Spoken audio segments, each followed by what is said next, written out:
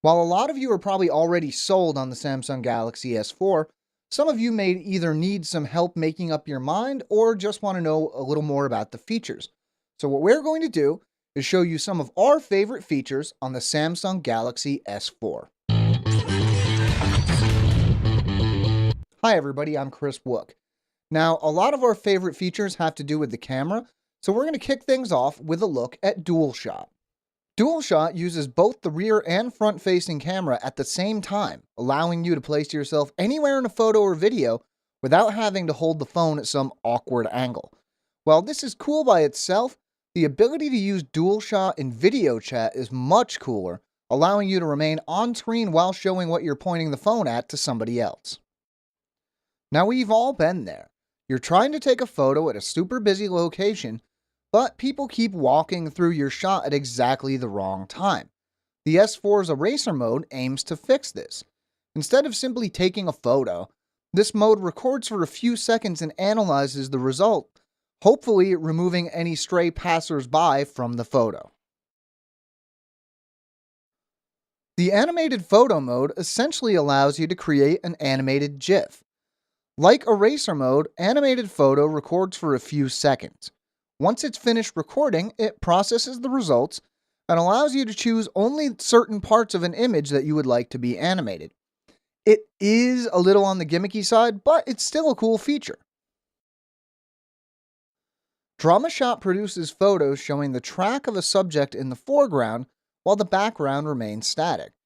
Now, it can be a little tricky to use since you have to remain pretty still while the subject moves, and if the subject is too close, it just plain won't work.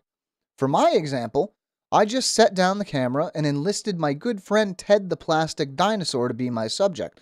Luckily, he was fairly cooperative. Sound and Shot does exactly what you would imagine. It adds audio narration to an image.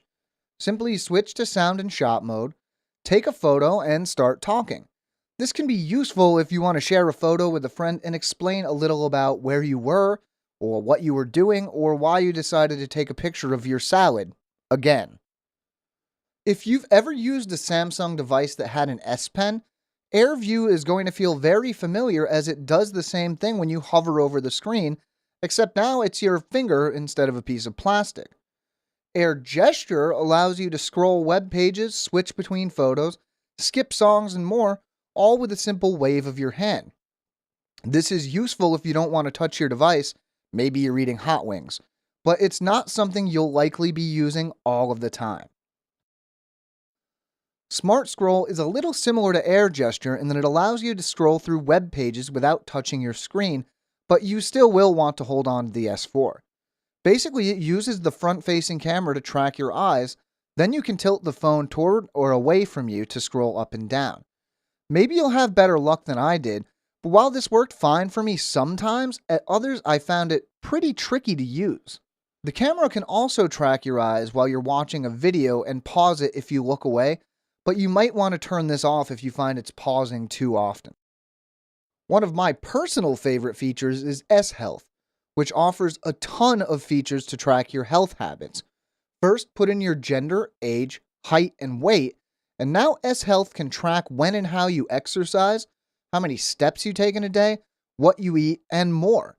If you're looking to make some health changes or just keep up what you're already doing and track it, S-Health is a super useful tool. Watch On uses the Galaxy S4's built-in IR blaster to turn the phone into an all-in-one remote and media guide. Simply tell the phone your location and provider, then set up your devices and you never have to worry about losing your remote in the couch cushions or wonder what's on. This is neat, but I couldn't get Watch On to control my TV even though the TV was among the listed devices. We'll likely see support for more devices down the road, but I was still a little disappointed. S-Translator, well, translates things.